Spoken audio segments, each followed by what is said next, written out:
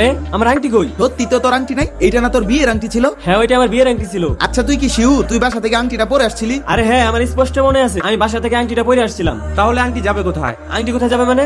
এখানে আমরা বন্ধুরা ছাড়া আর কি কেউ আছি? তার মানে কি তুই আমাদেরকে সন্দেহ করছিস আমরা কি ফকিনি নাকি যে তোর আংটি নিব? দেখ বন্ধু, আমি ওইভাবে বলি নাই। তোরা যদি মজার ছেলে কেউ আংটিটা নিয়ে থাকিস তাহলে দিয়ে দে। আচ্ছা দেখ আমি কিন্তু এইসব সিরিয়াস বিষয় নিয়ে মজা করি না। তোর যদি এতই সন্দেহ থাকে তাহলে তুই আমাদেরকে চেক করতে পারিস। হ্যাঁ, চেক করাটাই সবচেয়ে ভালো হবে, কারণ বন্ধুদের মাঝখানে এসব সন্দেহ রাখার কোনো দরকার নেই। আচ্ছা দাঁড়া আমি চেক করতেছি।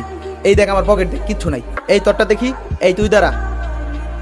কই ওর এখানেও তো নাই। সবার কাছেই তো দেখলাম, কারো কাছেই নাই, একমাত্র তুই বাকি আছিস। দেখি তোর পকেট। না না না, আমি চেক করতে দিব না। সবাই কিন্তু চেক করলাম, তোর সমস্যা কি? এমনি কোনো কারণ নাই, আমি চেক করতে দিব না। এখন তো বুঝতে পারছিস তোর আংটি কে নিছে। ওর মতো একটা ছোট লোক বন্ধু দাওয়াত দিয়া আমাদের এখানে সবাইকে অপমান করলি। এই ছোট লোকের লেগে আজকে আমাকে সবাই সন্দেহ করলি। ছি বন্ধু ছি, তুই এরকম একটা কাজ করবি আমি ভাবতেও পারিনি। তুই একটা বার বলতি তোর এরকম 10টা আংটি আমি দিতাম। তুই নিজেও ছোট হলি, সবার সামনে আমাকেও ছোট করলি। আর তুই ছোট কি হবি? তোর ভিতরে তো সম্মান বোধ বলতে কিছু নাই। না হলে তো এরকম একটা কাজ তুই করতি না। যেহেতু আংটিটা নিয়েছিস তোর চেক করবো না। আরেকটা আংটি তো যা, এই আংটি নিয়ে তুই এখান থেকে চলে যা। তুই আমার চোখের সামনে আর কোনোদিন আসবি না। আচ্ছা তোরা খা, আমার খাওয়ার মুড নাই। আমি বিল পেড করে চলে যাচ্ছি, পরে তোদের সাথে দেখা হবে।